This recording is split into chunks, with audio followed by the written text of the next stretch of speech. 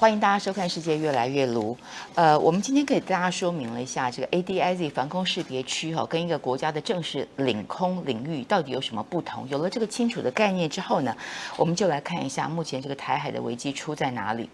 最近还是有很多这个美国智库啊等等各方面的分析出炉哦。我今天要给大家谈两个重点，第一个就是说呢，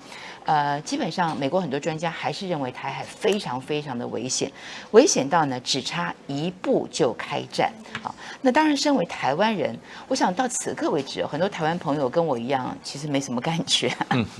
好，我们的生活还是一如既常啊，做节目啊，生活啊，打预防打这个疫苗啊，还等等哦，立法院也还在吵架啊，感觉上没什么太大的一个差别哦。但是确实为什么会危险？我想你在到了其他的地方，从一个制高点来看，会看得更清楚。所以它的这个只差一步，一步在哪里呢？第二个就是万一这个一步还真的到位，真的开战的话，一个老问题来了，就是美国会不会协防台湾？我最近看到这个美国有个智库他请了2位立场截然不同的专家来进行了激辩。那么当然赞成协防台湾的这个论述呢，我们台湾听太多了啊。民进党政府不断在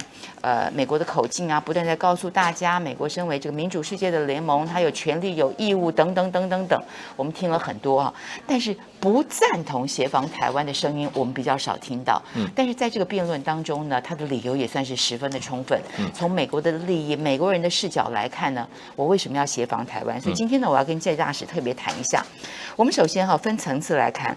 这就是美国的外交事务Foreign Affair 这个杂志他做了一个专文解析。那么这个刊物呢，就是之前我们的这个蔡英文他投书的这个刊物这个投书当然他署名呢，他就写这个Taiwan person 所以当时引爆了很大的一个争议。那么这个刊物呢，他就写了一篇专文解析，叫做《台海只差一步就开战》。那这一步是哪一步呢？因为它的里面的论述很多，我觉得给大家整理一下。其实我觉得它的一步就是什么？他那一步恐怕就是一个擦枪走火的那一步因为很可怕的是，两岸现在缺乏沟通管道，这是非常非常要命的一件事情。所以我觉得他讲得很好。他有一个就是说呢，现在从美国人的观点来看，美国对于台海它最重要的恐怕还不只是说要如何就是防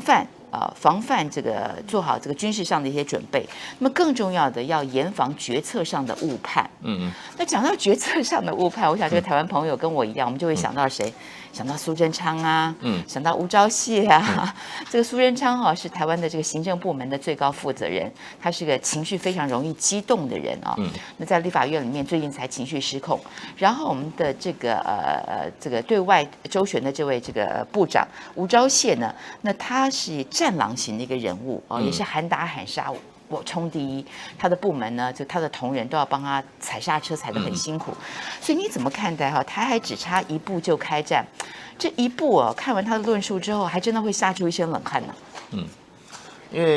为美国紧张了，因为美国真正觉得，因为最主要两岸差距比较大，军事差距拉开了，大陆这个渡海作战的能力那么不管是空军、海军那么都已经可以说。相当具备了，我认为是相当具备渡海作战能力那另外一方面，台湾就是民进党第一次完全执政，这个独派的声音声势非常的大。对。然后呢，也不能排除他走杀鸡取卵的路。然后呢，其实呢。是想把美国拖进台海的战火，台独一直有这个想法，他也知道他一想独立就两岸就是说无法避免一战嘛。那他的如意算盘是把美国拖进来，其实美国也一直在防这件事情，所以美国其实每一次台海之间出现紧张情势，以前阿扁的时候，那个时候美国华府也有这种论调，就是说台海已经接近打仗了。那所以我们要来认真讨论一下，美国到底是要协防还是不协防？不过我觉得这整个也只是一场学者之间的书生之见。从美国的这个国家的决策者来讲的话，其实台海发生战争美国已经有答案了，就是绝不介入，绝对不会介入，因为我们学国际政治理论呢，我们很清楚，国家的利益分好几个层次。第一个叫核心利益，然后重要利益，然后就是说其他利益，我们分3种哈。核心利益什么？国家的领土遭受外国军队的攻击，这个是一定要防止的，这是核心利益。那你说盟邦的领土哈遭受攻击哈，那可能是重要利益。那台湾又跟美国又完全没有任何的这个防卫条约，没有任何的义务，美国没有任何的，那只能说是一般，就是说哈，不算是重要利益，就是其他利益。但是相对来讲，我们台湾对于中国大陆是核心利益，对，反过来就是一样，很清楚。美国就是一般利益啊，美国就是一般利益。对，那你想想看，你这个如果为了这个一般利益哈，你引起核心利益受到威胁，因为大陆从来没有要终极美国，可是世界上美国人的本土能够现在会受到严重打击的，有这个能力的严重打击美国本土只有2个国家，一个是俄罗斯，一个是中国大陆。对，所以你今天为了一个所谓的普通利益去危及你的核心利益，这个事情最简单的逻辑都不会去做这种事情，因为你如果跟中国大陆在台湾发生战争，你无法保证不会上升到核子战争。因为很简单，如果我今天的东风21把你的这个航空母战斗群航母舰队打成一烧，5000人阵亡，你说这个事情停得下来吗？那他可能就慢慢往上。那美国最近他公布他的3900颗核子弹头，对，那大陆从来不公布有多少核子弹头，可是瑞典的和平研究所他的记录说大陆有450颗，450颗跟3900颗效果是一样的，因为450颗就可以把美国打得稀巴烂了。美国的重要城市只要1颗核子弹下去的话，那美国这个一个城市就毁了。而且今天东风41号，美国是无法拦截的。因为它几乎超到10马赫的速度，因为它是属于这种超高音速的。那现在美国没有办法拦截超高音速的这个洲际飞弹哈，还有一个它里面装了10颗弹头啊，10颗弹头它变轨以后，然后它可以重新锁定另外10个目标，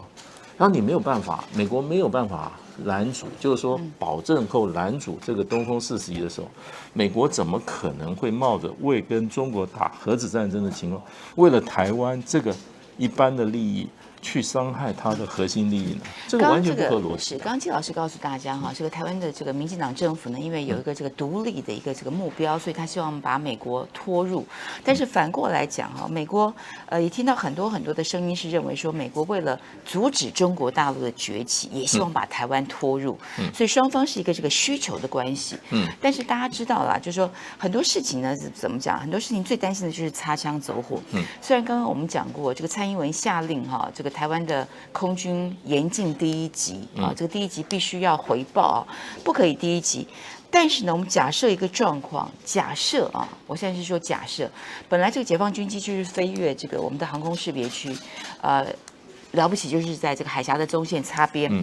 万一哪一天进入了我们台湾的领空，请问一下啊，我们台湾当局敢下令击落吗？当然，目前我们看到哈，这个台湾官方的说法就是说，如果台湾现在大概分成3个地方啊，一个就是所谓的这个警示区了啊，这个警示区大概就是说这个大陆只要这个军机呢这个一飞起来，我们就进入我们的警示区，然后呢12海里内就叫做摧毁区。但即便是摧毁区呢，还是希望第一个鸣枪示警，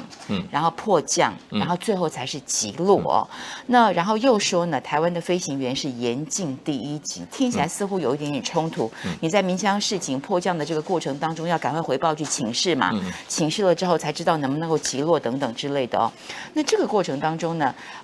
最担心的就是擦枪走火跟误判啊，尤其是现在我们看到大陆的这个军机可以说是来台湾的密集度很高啊。当然也有很多人研判是因为这个密集度很高，他希望把它常态化。常态化之后呢，是不是也有点这样的希望？就是在过程当中呢，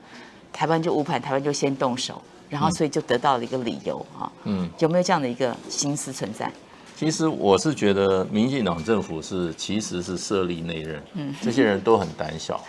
因为这一群人，第一个他搞台独是欺骗性的，他没有那个真正要搞台独，真正搞台独都已经过去了，剩下这一批人啊，这是个假议题嘛，这些人就是在当做一个政治议题来骗选票啊，然后骗取自己的荣华富贵的，在台湾内部的荣华富贵，那么我甚至认为。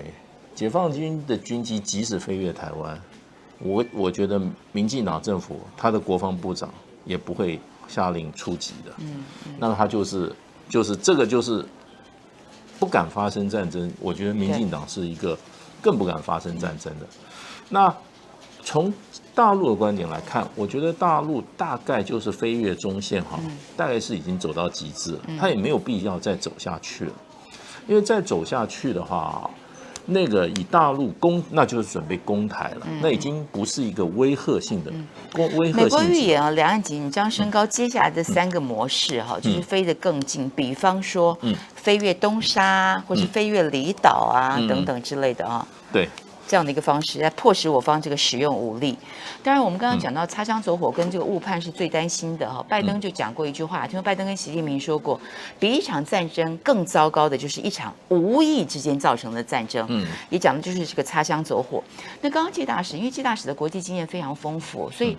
他看到的这个美中台的关系，也许跟在台湾民众看到的不太一样。就是关于美国是不是要防卫台湾，介大使很笃定的说，美国是不会的。不会。但是我们在台湾。大部分的主流声浪就是因为现在媒体都被绿营给操控嘛，大部分都是说怎样坚若磐石，美台之间是坚若磐石，当然美国官方也重复了好几句了，所以在坚若磐石的这个带动之下呢，大家都认为美国一定会协防台湾呐，这是美国的责任呐，作为民主世界的老大。但是我们刚刚说这个 Foreign Affairs 的这个杂志呢，请来智库的2个人进行激辩，我倒是觉得哈，这个他认为台湾不值得美国开战的这个视角非常值得我们台湾民众去重视啊。他的这个视角就是像介大使讲的，因为他认为，日本很重要，韩国很重要，美国当然要协防日本跟韩国，但是你们台湾呢啊，风险实在是太大啊，风险跟利益对美国来说是不成正比的，所以他认为如果要协防台湾的话。美国人会有杂音，而且相对的，以这个民族情绪来讲，以这个国内的这个声音来讲，就像刚刚介老师告诉大家的，台湾对于中国大陆是一个核心利益，非常非常重视，是毫无疑问的，是全民会支持的。但是对美国来讲呢，那恐怕就未必了，是不是？他是师出无名啊，对美国老百姓师出无名，因为你又不是保护美国领土。你也不是保护美国的盟邦，盟邦的意思就是有条约的这种承诺的。美国跟日本、韩国有条约的承诺，你公然背信的话，对你美国当然是一种他的自己的利益的一种损失，别人国家不信任他。对台湾之间，1979年就断交废约撤兵了，没有任何法律的承诺啊。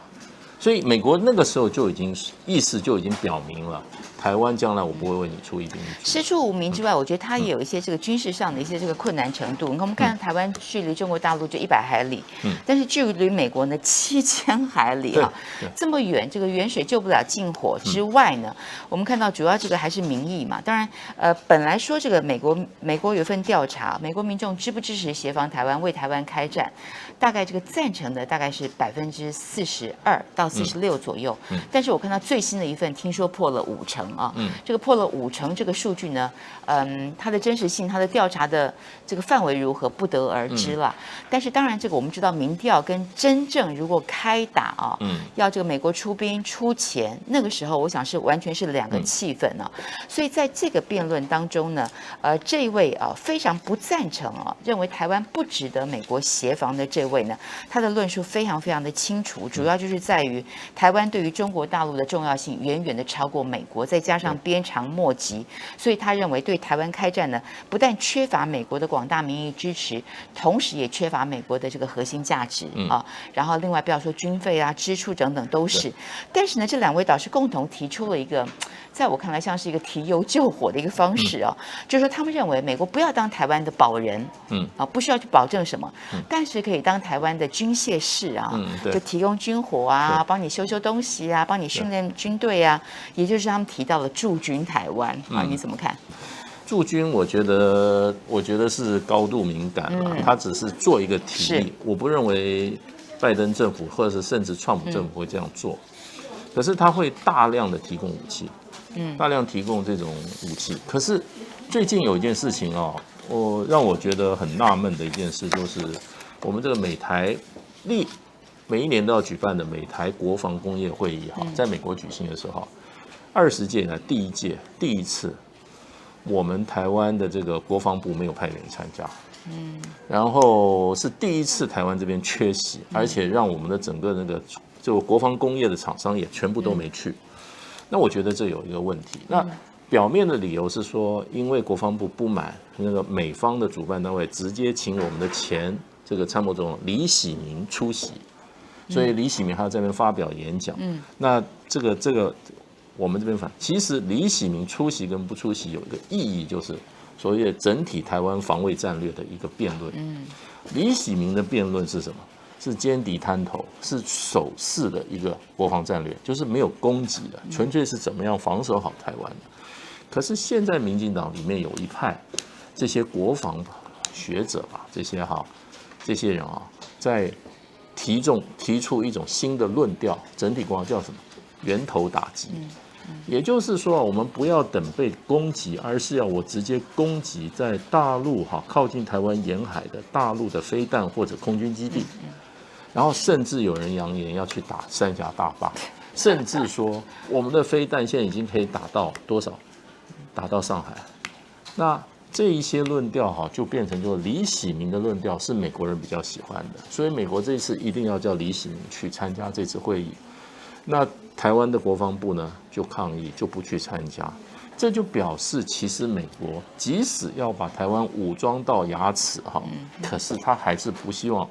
台湾有能力去攻击中国大陆，因为台湾等具备这种能力的时候也就是两岸势必要开战的。你今天有这个能力的，那前一天可能就已经会开战，对方就会把你这个能力给你弭平。所以连日本都不敢部署所谓的中程导弹，这种就是1500到甚至更长的这种攻击性的导弹，日本都不敢部署，因为这个一部署，它就会成为中国大陆的攻击的标的